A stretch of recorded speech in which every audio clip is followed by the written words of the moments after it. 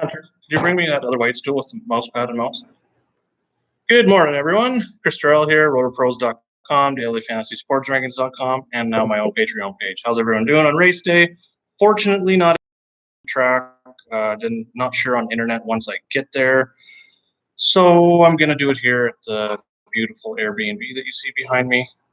This is beautiful, as you can see. Awesome pool table. Kicked my brother's yesterday and my daughter's. He's laughing at me, trying to make me smile right now. So if you got any questions or anything, share away. I'm going to share a couple links here for some articles. Dane did his post-qualifying article yesterday after qualifying was over, looking at his top picks. While I'm getting that going, if you're not a DFSR member or a RotoPros member, you can get over to DFSR.com. You can get your 7-day free trial. It gives you access to our optimizers for MLB, NBA, NHL, as well as all of my sheets on the new Chris's Sheets page. So you can grab that there. And over at RotoPros, you can go to the yellow sign up button, top right-hand corner. You can get a 3-day trial or a 7-day trial, whether you sign up for a weekly or monthly subscription. So make sure to check that out if you're not a member. That gets you access to our Slack chat as well. Me and Dane are in there pretty much every single day, all day long, looking at that. Top exposed. Okay, morning, Louis. Top exposed drivers in the 20 max. Okay, so I'm looking at Kyle Busch and Kevin Harvick at the top. We're going to be my top two most exposure. So I'm pretty much building a lineup with Kyle. And then what I'm going to do is say if I build 5 to 8 lineups with Kyle, I'm going to take that exact same lineup and just swap in Kevin Harvick. What that's going to do for me as well is the Kevin Harvick lineups are obviously going to leave an extra $700 on the table. This is talking DraftKings now. So leaving about $700 on the table, which is good. It's going to be a little bit more unique, but I really like both of those drivers. Harvick would be my top dominator pick. Kyle, starting 10th, I think he gives you that little bit of both drivers have dominated here in the past. I believe Harvick has 9 wins here, and looking at the track history grid for Kyle, he has finished second, first, second, seventh, third, second, fourth, and fourth in his last 9 races here. That is a average finish of 2.9. Harvick is 3.9. There's really no one else even close to that. So those are going to be my top 2 guys today. Going to have a few. I'm going to try and fit them both, but the problem with that is you're looking at all your other 4 drivers kind of in that mid-$7,000 to $5,000 range. And then outside of those 2, those would be my top 2. I really do like Chase Elliott, and it's going to be more of a contrarian build, I guess, because I do have Harvick as my top dominator. Elliott, I think, has a chance at that. So I'm going to have probably about half as much as Harvick and Busch with Elliott. William Byron as well, down at 8,300. I like that price. He's number 5 in my model on the sheet.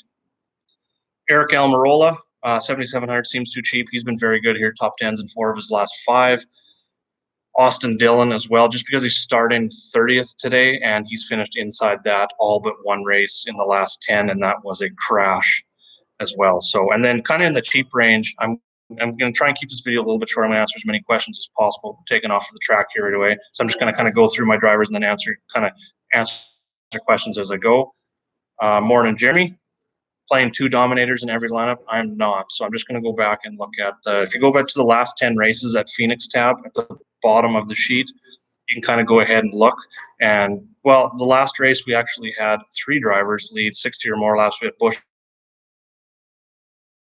at 69, Hamlin at 142, Logano at 93. That was the playoff race. And then last spring race, Kyle dominated with 177 laps led, Ryan Blaney with 94. So not necessarily 2 in every lineup, but most of them. So if I'm doing dominator lineups, say I'm doing 10 dominator lineup, I'm probably going to have 8 with 2 in it, and then 2.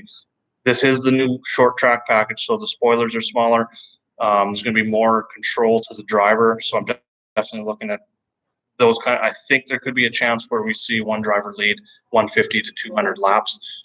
Not certain on that, but that's kind of how I'm going to build maybe 30% of my dominator lineups, and then the other 70% I'm going to have 2 drivers, because that's kind of the trend that we've seen is 2 drivers leading 60 or more, one of them leading 100 or more kind of in the last 5-6 races here. And this is, again, a new race package. Harvick was talking about it. They asked him if he's got his swagger back maybe here at Phoenix. He pretty much said, it's a new package. We haven't raced these cars yet, but what he said is more important than the downforce is the tires, because it's a new tire for Goodyear with the new package as well. So that's going to be the biggest challenge today. Throws a little bit of an unknown, I guess you could say, in the race, with those two factors being the new package, first time with the short track package outside of practice, as well as the tires there as well. So anything can pretty much happen, but I'm definitely looking at Dominators no matter what, just because there is a lot of laps. Okay, so I'm going to go look at a few more drivers that I had highlighted here. Ryan Preece down on the bottom. He's raced here twice. Last year he was 26th and 34th in those two races, so 34th in the spring, 26th in the playoff race. What I like here is that he is starting 20th, so I think there is upside of like a 12th to 15th, kind of on the high end, but I think he can kind of finish right around that 20th place as well. He showed was 19th in opening practice, 15th in final practice, and then 16th in 10-lap averages in that final practice. And that was with 28 drivers running a 10-lap run to get that average finish. So that's pretty good. He's kind of right there in the middle. At 5,400, it just makes a lot of sense to get him in. He helps you get to two of those top-tier drivers, not necessarily Harvick and Busch, but you can go Logano as well. He's going to be up there for me. If I'm not going with Busch and Harvick, I'm probably going to be leading off with like Logano, Keselowski stacks. They've both been very good here as well. But when it comes to practice they're starting 13th and 14th, so they're always top 5 potential winning potential at pretty much any track. So there's that place differential there for them. They both got practices. Logano was 7th in both practices, 3rd in 10-lap averages in final. And then Keselowski was 3rd and 10th in practice 1 and 2, and 2nd in 10-lap averages in the final. So definitely stacking those two together makes a lot of sense. Keselowski's got the better track history. Logano, highlight that here. Logano has a little bit not as good a track history, but they're both showing speed. And like I said, things change a little bit. We can't necessarily just guide ourselves in building our lineups on track history because so much has changed. Last year was the first year for the new downforce package. Before that, it was a completely different package in 2018, 2017, and now we've got the new no downforce package, I guess you want to call it, along with the new tire as well. So looking at drivers that have been good over a long period of time. Again, Harvick and Kyle Busch definitely stand out in that area more than anyone else. Even Denny Hamlin could end up being a little bit lower on just because of the Logano, Keselowski, Harvick, Busch factor.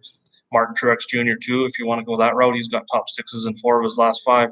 Hamlin's got top 5s in 3 of his last 4. He won the playoff race here. And then going back even further, he's got a 10.9 average finish over his last 10 races here, which is 3rd best behind Kyle and Harvick. So Denny Hamlin could definitely be a good contrarian way to go today to get some ownership, as well as you can build a nice balanced lineup as well. Like you could definitely go start off with like a Hamlin, Elliott, Byron, Bowman up there. You could probably even reach up, if you go down and get like a Tyler Reddick, Ryan Preece. I think you could even go with 4 of those guys kind of in that mid 10K down to 8K range, get 4 of those guys. Okay, some more questions here. Oh man, Gary, you have no idea. It wasn't too cold in Canada when we left, like just below freezing kind of thing. Snow's kind of starting to melt, so it is getting to be springtime. But down here, it's just absolutely beautiful. It's about, I think today highs of 75 to 80 Fahrenheit. Trying to do conversions here. I think it's 23 Celsius, something like that. There was a little bit of rain in the forecast, but I think it just sprinkled. It looks beautiful outside right now.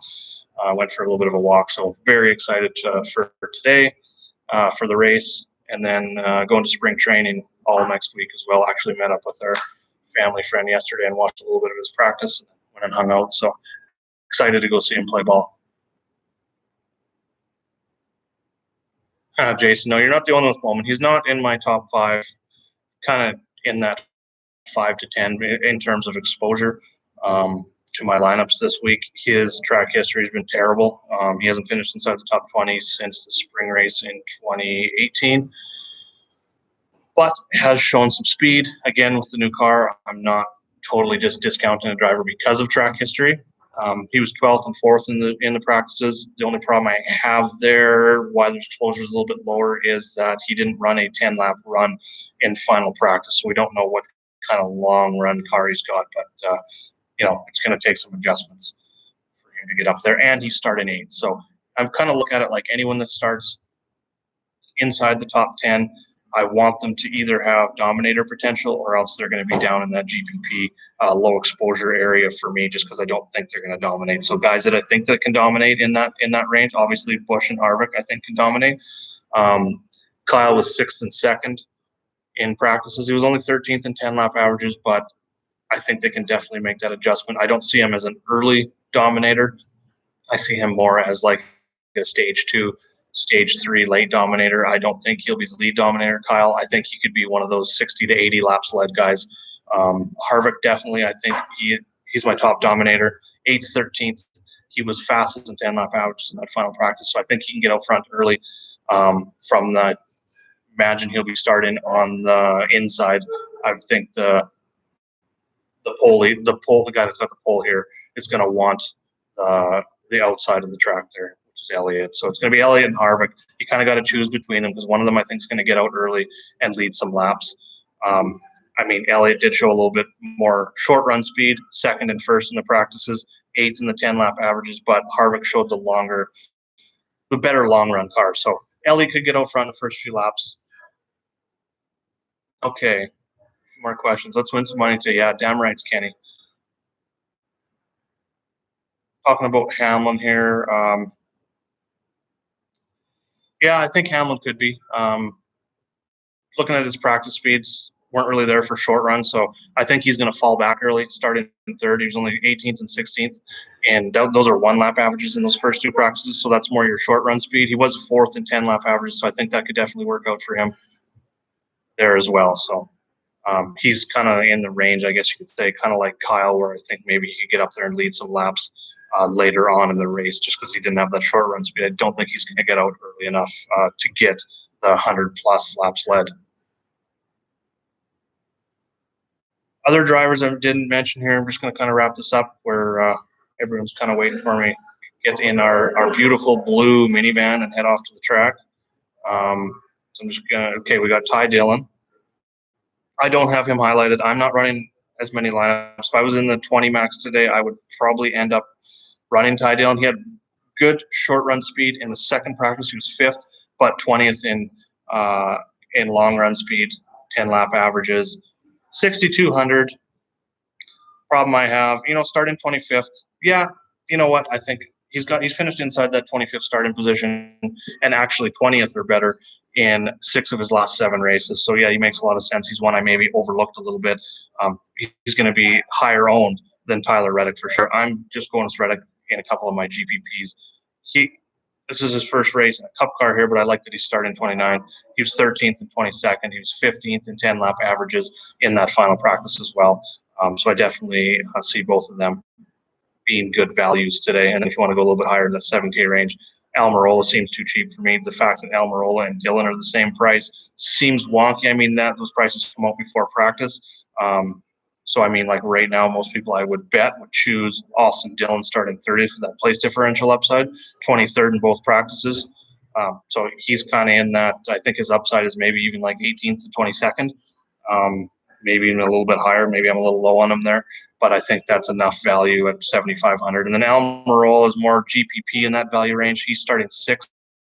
But he showed a really fast car, especially in final practice. He was 3rd in 1 lap average, 5th in 10 lap averages. So a lot of speed there. So a lot of my Harvick lineups are going to have Almirola stacked with him. Not that we need to stack teams, but it just makes sense with the pricing of those two, how good they've been here, and their practice speeds. You're right, Gary. Minivan just holds so much more beer. And now without my wife and my 6-year-old daughter coming, she ended up being sick through the night, so they're going to stay back. We got even more room. We can even pick people up on the way. It's great. So if anyone needs a ride in Phoenix area, just let me know. I'll stop by, pick you up. We'll head to the track. What about Joey? Yeah, I talked about Joey. If I'm not going Harvick and Busch, I really like going with Logano or Keselowski. They just overall, Logano's got top 10s in his last 2 races here. He has showed, in terms of speed, he's 7th in both practices, 3rd in 10 lap averages. Keselowski, 3rd and 10th, 2nd in 10 lap averages. So I definitely like them both. I'm Logano over Keselowski a little bit, but I do like them both. If you're going away from Kyle Busch and Kevin Harvick, I definitely like them. You could even go Harvick with Logano and build a nice lineup that way as well. fading Kyle in those lineups. So that makes a lot of sense in lineup construction as well. Okay, so that pretty much wraps it up. Want to do about 15 minutes here to say hi. Pick to win for me. It's going to be Kyle Busch right here. Kevin Harvick. Those are kind of my top two. If I had to choose two drivers, I think have the best chance of winning, it's going to be those two.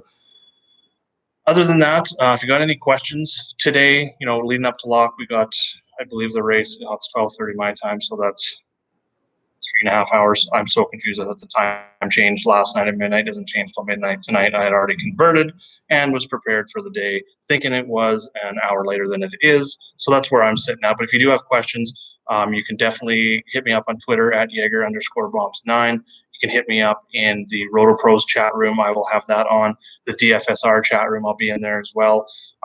I don't get alerts for these YouTube comments below, but I will check them, every 15, 20 minutes leading up to the race as well. If anyone leaves questions in the comments below, make sure to like and subscribe. Got more videos coming out. I'm going to do some baseball stuff here this week from the spring training facilities, talking some baseball, maybe even a hockey show out there as well. So again, if you got any questions, hit me up. Other than that, let's get some green screens. Happy race day, everyone.